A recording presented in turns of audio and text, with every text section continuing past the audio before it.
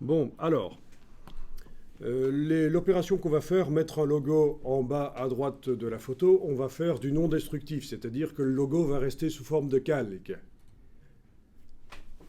Et on démarre de formats d'images qui ne peuvent pas contenir des calques. Et donc, ça va nous poser des problèmes. Donc, une des premières choses à faire, c'est de faire en sorte que toutes ces images deviennent des images qui peuvent contenir des calques. On va les transformer en Photoshop.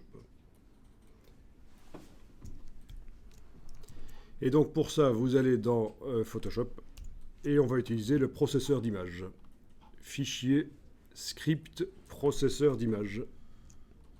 Bon, il fut un temps où on faisait ça en mettant au point soi-même un script pour convertir d'un format vers un autre. Mais depuis quelques versions de Photoshop, on a quand même ce script ici qui existe, le processeur d'images, donc fichier, script. Et alors vous allez sélectionner le dossier source. Vous avez mis vos images dans un dossier, n'est-ce pas?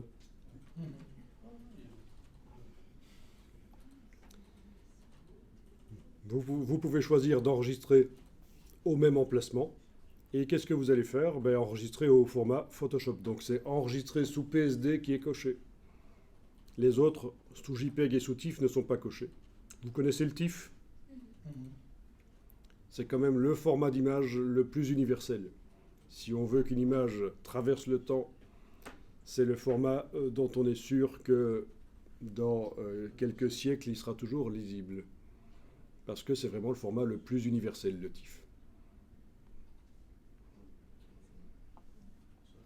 Mais donc, nous, on ne l'enclenche pas ici, on enregistre en PSD.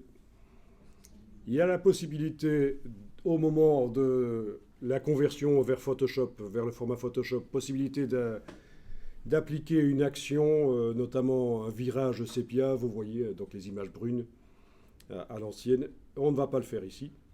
Inclure le profil ICC, vous pouvez cocher, mais de toute façon, on va en parler des profils ICC, les profils couleurs.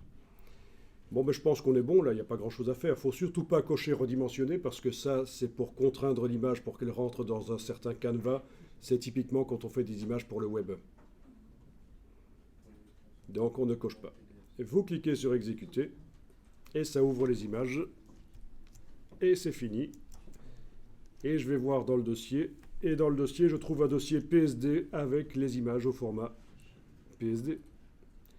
Et donc, pour démarrer un script qui va créer des calques dans les images, il vaut mieux le faire sur un format, des images qui sont dans un format qui peut contenir des calques.